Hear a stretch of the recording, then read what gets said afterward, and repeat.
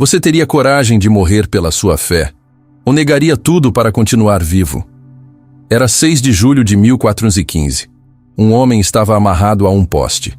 As chamas já começavam a subir pelos seus pés. Ele tinha a oportunidade de salvar a própria vida.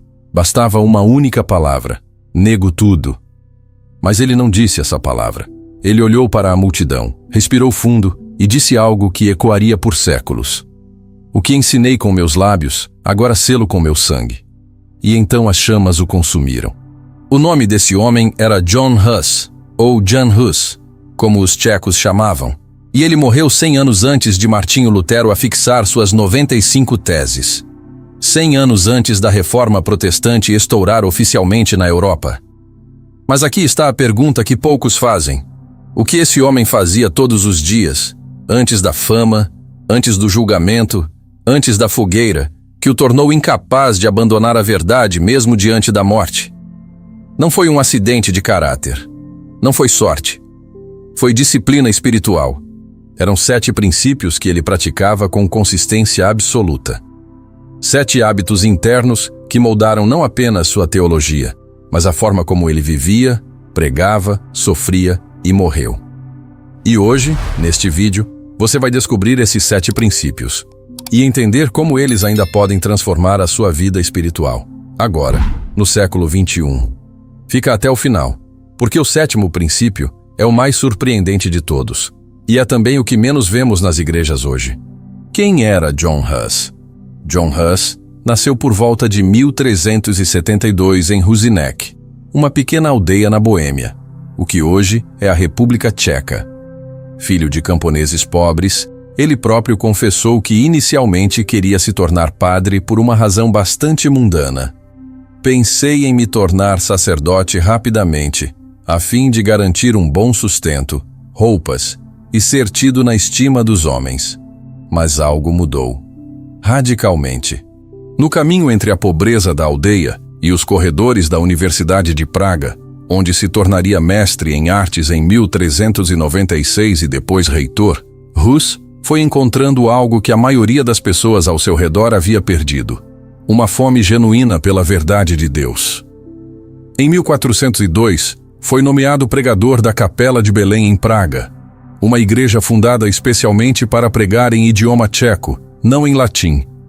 A palavra Belém em hebraico significa Casa do Pão.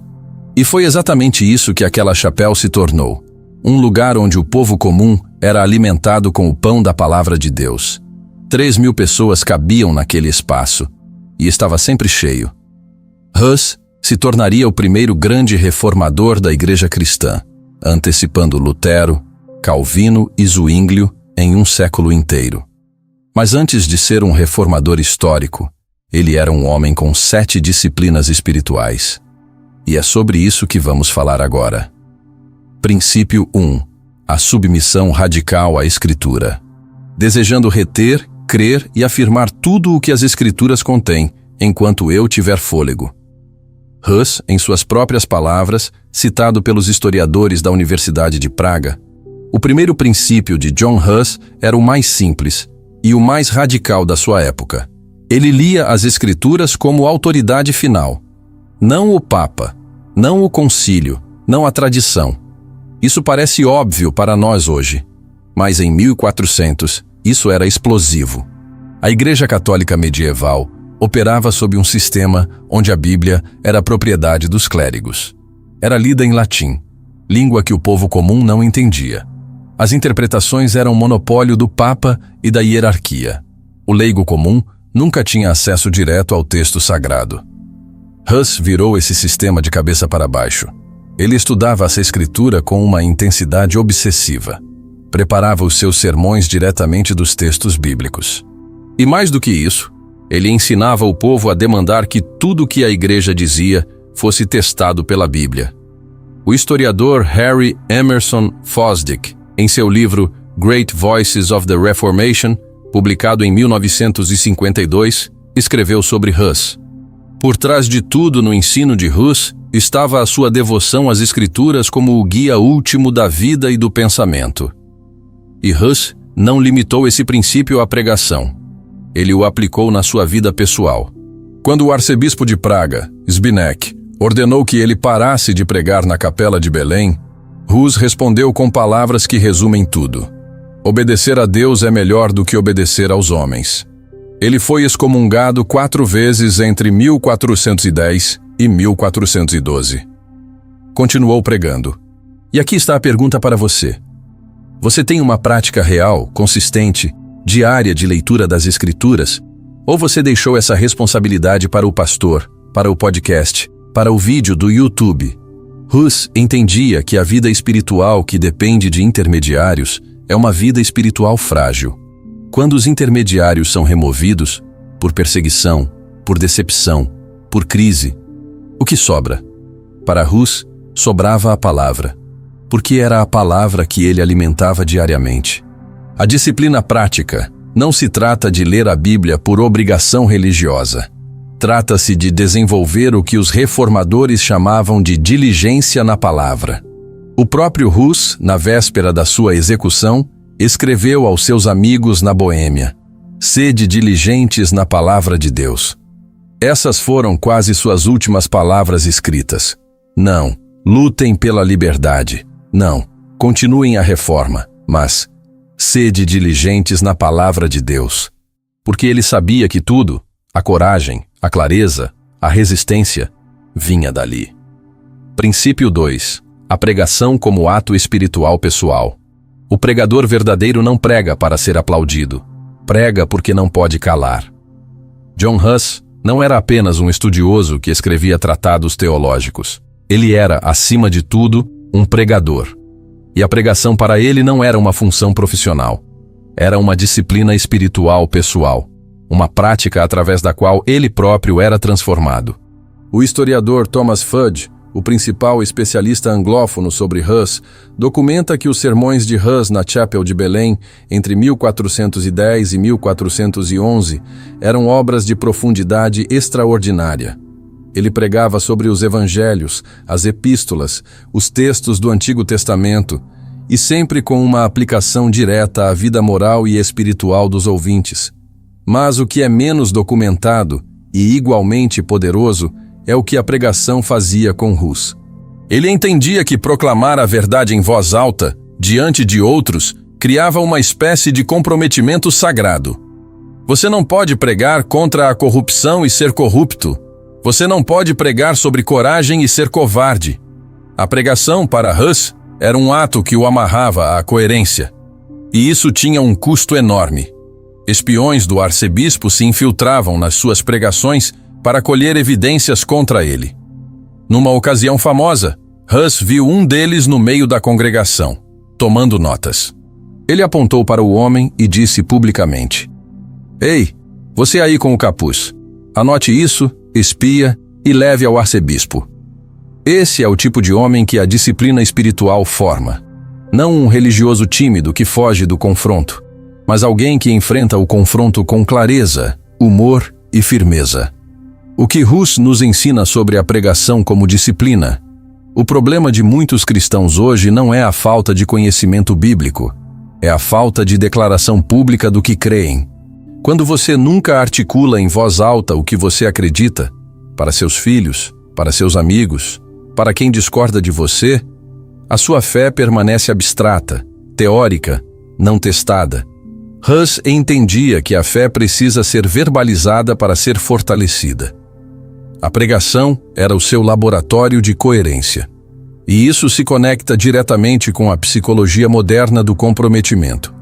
Quando verbalizamos publicamente uma crença, tornamo-nos mais propensos a agir de forma consistente com ela. Os estudos de Robert Cialdini sobre comprometimento e consistência mostram que o ato de declarar em voz alta cria uma estrutura interna de responsabilidade. Hus descobriu isso sem ter acesso a nenhum livro de psicologia, apenas pela prática espiritual. A disciplina prática. Encontre formas de articular sua fé. Não apenas guardar silêncio por humildade equivocada. Converse, escreva, ensine, ore em voz alta. A fé que só existe na cabeça é vulnerável. A fé que sai pela boca começa a criar raízes. Princípio 3. a integridade moral como fundamento da autoridade espiritual. Hus pregava que um pastor que vivia contrário a Cristo não tinha autoridade sobre os fiéis, independentemente do cargo que ocupava. Um dos temas mais recorrentes na pregação e nos escritos de John Hus era este: a autoridade espiritual não vem do cargo, vem do caráter. Isso pode parecer óbvio, mas em 1400 era heresia. A Igreja Católica medieval operava sob o princípio de que a ordenação conferia poder sacramental ex opere operato, ou seja, independentemente da vida moral do sacerdote. Um padre corrupto ainda consagrava o corpo e o sangue de Cristo. Um bispo simoníaco, que comprou sua posição com dinheiro, ainda tinha autoridade sobre seus fiéis. Hus rejeitou esse sistema. Em seu tratado De Ecclesia, sobre a Igreja, escrito em 1413, enquanto estava em exílio no castelo de Kozy-Hradec, Hus argumentou que a verdadeira Igreja não é a hierarquia visível. É o corpo invisível dos eleitos que seguem genuinamente a Cristo. E que qualquer líder, independentemente do título, que vive contrário a Cristo, simplesmente não tem autoridade legítima. Isso incluía o Papa. Hus escreveu com clareza desconcertante: quanto ao anticristo ocupando a cadeira papal, é evidente que um Papa que vive contrário a Cristo, como qualquer outra pessoa, é chamado de anticristo. Mas aqui está o que é ainda mais importante para nós hoje. Hus não criticava apenas os outros. Ele aplicava esse princípio a si mesmo. Quando era pregador mais jovem, ele próprio confessou ter sido movido por ambição e conforto mundano. E ao longo dos anos, ele se submeteu a uma disciplina rigorosa de exame pessoal, o que os cristãos medievais chamavam de examen conscientiae, o exame da consciência.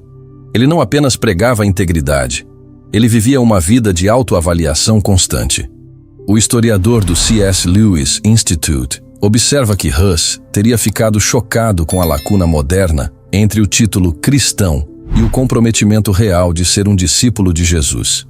O que isso significa para nós? Vivemos em uma era de branding espiritual. Pessoas e ministérios constroem plataformas enormes baseadas em aparência, retórica e presença online.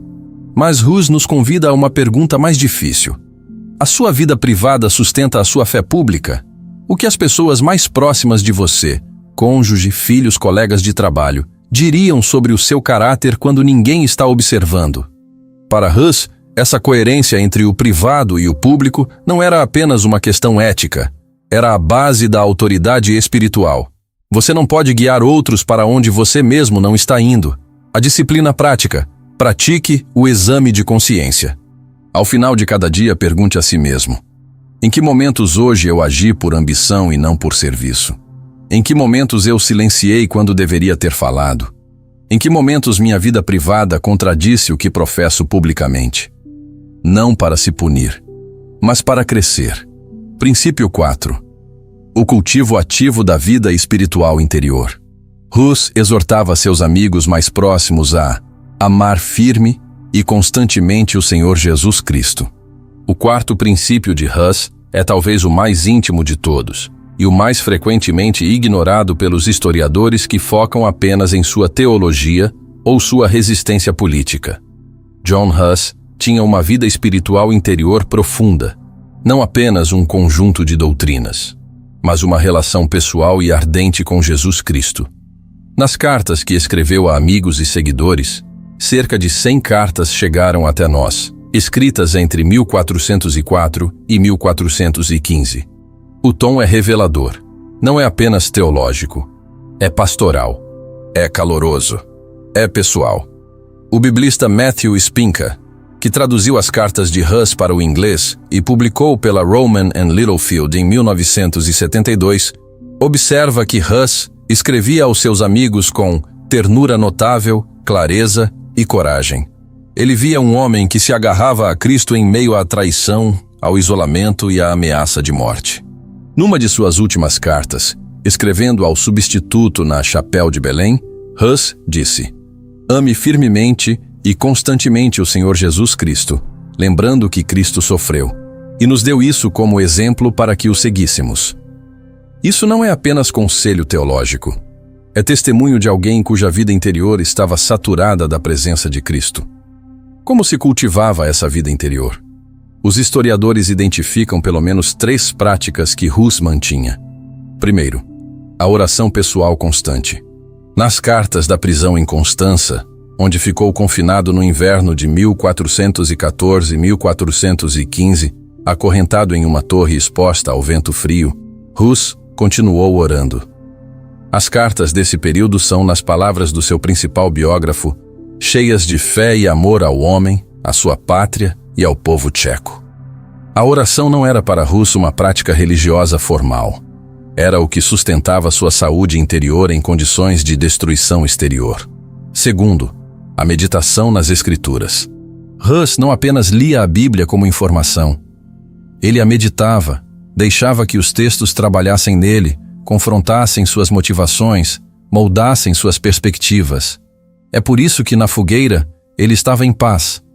Não porque tinha controle da situação, mas porque sua mente estava habitada por verdades maiores do que a situação. Terceiro, a comunhão com crentes leais. Mesmo excomungado, mesmo em exílio, mesmo na prisão, Hus manteve laços profundos com um círculo de amigos e discípulos. Essas relações eram mais do que conveniências políticas. Eram suporte espiritual mútuo. A lição para hoje. A crise espiritual da nossa geração não é falta de informação teológica. É falta de vida interior. Temos acesso a mais conteúdo cristão do que qualquer geração antes de nós. Podcasts, livros, vídeos, cursos online.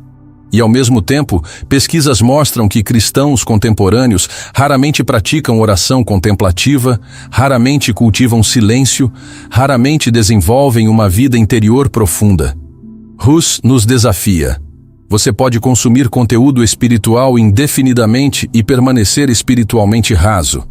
A transformação não vem do consumo, vem da cultivação. A disciplina prática. Reserve 15 minutos por dia. Não para ler sobre Deus, mas para estar com Deus, sem celular, sem podcast, sem agenda. Apenas silêncio, oração pessoal e talvez um pequeno trecho das Escrituras para meditar lentamente. Parece pouco. Para Hus, essa prática acumulada ao longo de décadas foi o que produziu a capacidade de morrer em paz na fogueira. Princípio 5. A coragem treinada pela obediência progressiva. Mesmo que eu devesse estar diante da fogueira que foi preparada para mim, eu jamais aceitaria a recomendação da Faculdade de Teologia. Hus, durante o Sínodo de 1412. Existe um mito sobre pessoas corajosas que precisamos desmontar. O mito é este, que a coragem é um traço de personalidade, que algumas pessoas nascem corajosas e outras não, que Hus era simplesmente um homem intrinsecamente bravo e por isso conseguiu enfrentar a fogueira sem recuar. Isso é falso. A coragem de Hus foi construída. Um pequeno ato de obediência de cada vez. Olhe para a trajetória histórica. Em 1402, quando foi nomeado pregador da Chapelle de Belém, Hus não era um revolucionário. Era um padre talentoso com ambições acadêmicas. Quando os debates começaram a esquentar, ele poderia ter recuado e teria mantido sua posição, seu conforto, sua reputação. Mas ele não recuou. Ele foi um passo além. Quando o arcebispo proibiu a pregação na Chapelle, ele continuou pregando. Quando foi excomungado, continuou. Quando foi para o exílio voluntário em 1412, continuou pregando no campo, embaixo de árvores, para multidões de camponeses. Cada ato de obediência à consciência, cada momento em que ele escolheu a verdade em vez do conforto, foi como um músculo sendo exercitado. A coragem não aparece do nada no momento do teste.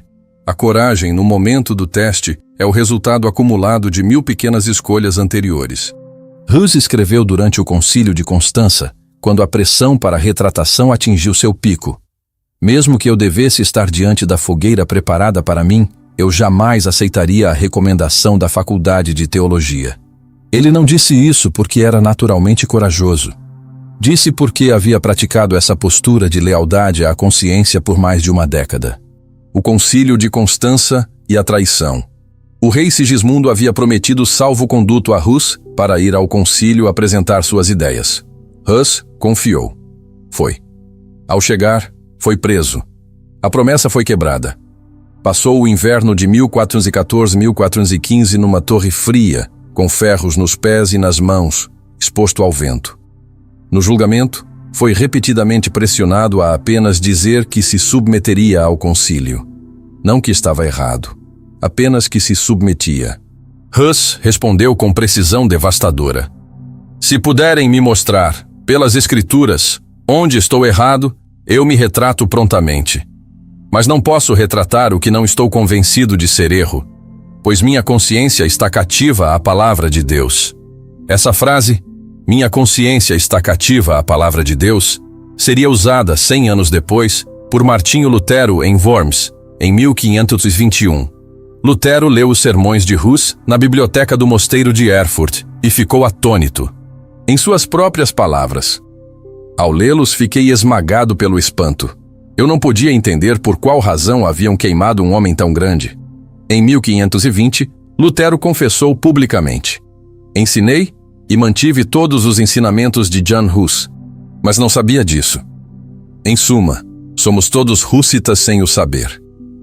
A lição: você não estará pronto para o grande teste se não praticar pequenos atos de obediência corajosa agora. Onde você está cedendo, no trabalho, na família, nos relacionamentos, por medo de conflito, por desejo de aprovação, por comodidade em questões sobre as quais sua consciência já lhe sinalizou claramente? Cada pequena capitulação enfraquece a estrutura interna. Cada pequeno ato de coragem a fortalece. Princípio 6. O amor pelo povo como combustível espiritual. Hus pregava ao povo em sua própria língua. Isso era, em si, um ato revolucionário de amor.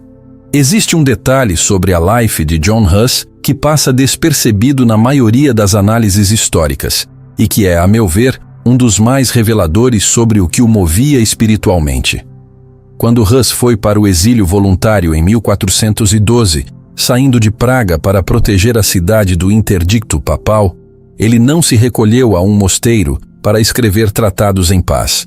Ele foi para o sul da Boêmia, para o campo, e lá, embaixo de uma tilha, uma árvore de tilha, que em tcheco tem conotações de abrigo e comunidade, ele pregou para multidões de camponeses que vinham de longas distâncias. Homens e mulheres que trabalhavam a terra. Pessoas que nunca teriam entrado num concílio da igreja. Pessoas para quem o latim era língua estrangeira e o evangelho era privilégio dos ricos. Hus pregou para eles, em tcheco, na língua deles, com imagens que eles entendiam, com amor genuíno pelo sofrimento deles. O relato histórico de John Hus registra: multidões de camponeses vinham de longe, reunindo-se ao redor dele para encontrar uma saída de sua miséria e pobreza. Esse amor pelo povo comum não era estratégia política, era fruto espiritual. Era a consequência natural de uma vida interior profunda, que transborda em compaixão pelo próximo.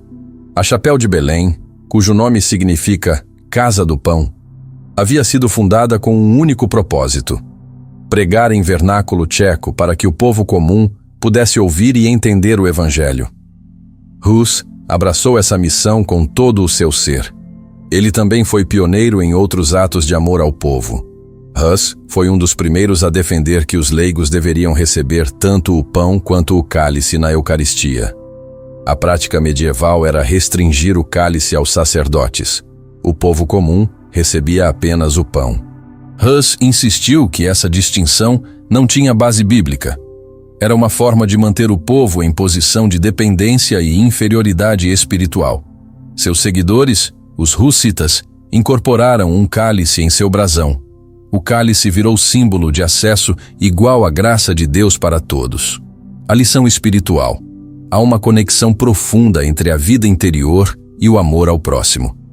Quando a vida espiritual é genuína, quando não é apenas performance religiosa, ela inevitavelmente transborda em serviço e compaixão. Hus nos convida a perguntar: para quem você está pregando, servindo, cuidando, especialmente aqueles que não têm voz, não têm acesso, não têm plataforma? A espiritualidade que se fecha em si mesma, que é apenas autoaperfeiçoamento pessoal, viola algo fundamental na natureza do Evangelho. Cristo não apenas estudou as Escrituras, ele foi até as pessoas, tocou os leprosos, conversou com as mulheres samaritanas, comeu com os publicanos. Hus entendeu que a disciplina espiritual pessoal não existe para nos tornar mais elevados ou mais santos no sentido de separados. Existe para nos tornar mais disponíveis, mais presentes, mais eficazes no amor concreto ao próximo. A disciplina prática. Identifique, esta semana, uma pessoa ao seu redor que está sofrendo em silêncio, alguém que não tem voz na sua comunidade, família ou local de trabalho. E faça um ato concreto de presença e cuidado. Não um post nas redes sociais sobre compaixão. Uma ação real, pequena que seja. Princípio 7. A preparação para o sofrimento como disciplina espiritual. Quem teme a morte perde as alegrias da vida. John Hus. Chegamos ao 7º princípio, e este é o mais contracultural de todos, o que menos vemos ensinado nas igrejas e nas plataformas espirituais hoje. John Hus praticava ativamente a preparação para o sofrimento, não como masoquismo, não como pessimismo, mas como uma disciplina espiritual consciente de que a vida cristã, em sua forma mais genuína, inclui tribulação, e que o cristão que não se preparou para isso vai ser derrubado por ela. Hus viveu isso de forma progressiva e real. Primeiro vieram as restrições, depois as excomunhões, 4 vezes entre 1410 e 1412. Depois o exílio. Depois a prisão em Constança, no inverno de 1414 e 1415. Ferros nos pés e nas mãos, uma torre fria, meses de interrogatórios. E em cada etapa desse sofrimento crescente, a mesma pergunta era posta a ele: você vai retratar ou vai continuar? E em cada etapa, a resposta era a mesma: continuo. Isso não aconteceu porque Hus era super-humano. Aconteceu porque ele havia construído, ao longo de décadas, uma estrutura interior capaz de suportar pressão. Ele escreveu a seus amigos na Boêmia, das profundezas da prisão: confio no Senhor Deus Todo-Poderoso, que Ele não tirará de mim o cálice da sua redenção, mas esperará firmemente beber dele hoje em seu reino. E na véspera da execução, escreveu cartas cheias de paz, de encorajamento, de instrução prática para os que ficariam. Não havia amargura, não havia desespero. Havia nas palavras do próprio Hus uma confiança profunda de que quem morre por Cristo vence e liberta-se de toda miséria e alcança a alegria eterna. No dia 6 de julho de 1415, quando foi levado pelas ruas de Constança em procissão de humilhação, com um chapéu de papel na cabeça, marcado com demônios, o relato histórico diz que Hus estava calmo e de bom humor. Calmo, de bom humor, na hora de ser queimado vivo. Isso não é heroísmo cinematográfico. É o resultado de uma vida de disciplina espiritual. É o fruto de um homem que havia passado décadas cultivando uma vida interior mais profunda do que a dor externa podia tocar. Por que esse princípio é tão contracultural hoje? A espiritualidade contemporânea, especialmente nas plataformas digitais, tende a vender uma versão do Evangelho que é profundamente avessa ao sofrimento. O sucesso, a prosperidade, o conforto, a saúde, a ascensão social são apresentados como evidências de espiritualidade genuína. Hus não apenas viveu a antítese disso, ele ensinou a antítese disso. Para ele, a disposição de sofrer pela verdade era o sinal mais claro de uma fé genuína. Em suas próprias palavras: portanto, cristão fiel, busque a verdade, escute a verdade, aprenda a verdade, ame a verdade, diga a verdade, aprenda a verdade, defenda a verdade, até a morte. A disciplina prática. A preparação para o sofrimento começa antes que o sofrimento chegue. Isso significa cultivar uma visão de Deus que é maior do que as circunstâncias. Significa praticar gratidão nas bênçãos como treinamento para a confiança nas crises. Significa expor-se voluntariamente a pequenos desconfortos, a conversas difíceis, à confissão de erros, ao serviço que não tem reconhecimento, como treinamento da resistência interior. E significa meditar regularmente não apenas nas promessas de bênção das Escrituras, mas também nos textos que falam de tribulação, de fidelidade até o fim, de esperança além da morte. Hus não morreu tranquilo por acidente. Morreu tranquilo porque havia passado toda a vida praticando a tranquilidade diante de Deus. Alertas importantes. Antes de encerrar, preciso fazer algumas perguntas que podem incomodar. E é exatamente por isso que vou fazê-las. Primeira pergunta. Você está construindo uma vida espiritual capaz de suportar pressão? Ou está construindo uma fé de clima controlado que só funciona quando as condições são favoráveis? Hus foi testado em condições extremas, mas a maioria de nós nunca precisará enfrentar uma fogueira. O problema é que muitos de nós não resistiríamos nem ao teste muito menor de uma conversa difícil, de uma posição impopular, de uma verdade que custa caro. Segunda pergunta. Você está confundindo o consumo de conteúdo espiritual com crescimento espiritual? É possível assistir a centenas de vídeos como este, ouvir dezenas de podcasts, ler pilhas de livros teológicos e permanecer completamente não transformado. Porque a transformação não vem do consumo, vem da prática, das 7 disciplinas que Hus exercia, consistentemente, em silêncio, sem plateia. Terceira pergunta. Há algo em sua vida que você sabe que é verdadeiro, que sua consciência claramente lhe diz, mas que você tem evitado agir por medo das consequências? Hus nos diz que essa postergação tem um custo acumulado. Cada vez que ignoramos a nossa consciência, ela fala um pouco mais baixo da próxima vez. E um dia percebemos que não conseguimos mais ouvi-la. Quarta pergunta. Se aqueles que você mais ama pudessem ver todos os aspectos da sua vida, os pensamentos privados, as atitudes secretas, as motivações reais, o que eles encontrariam? Isso não é uma pergunta para produzir culpa. É uma pergunta para produzir honestidade. E honestidade é o começo de toda transformação real. Hus disse uma frase que talvez seja a mais simples e mais pesada de todo o seu legado. Amai a verdade. Que os outros tenham a sua verdade, e a verdade prevalecerá. A verdade prevalece, sempre.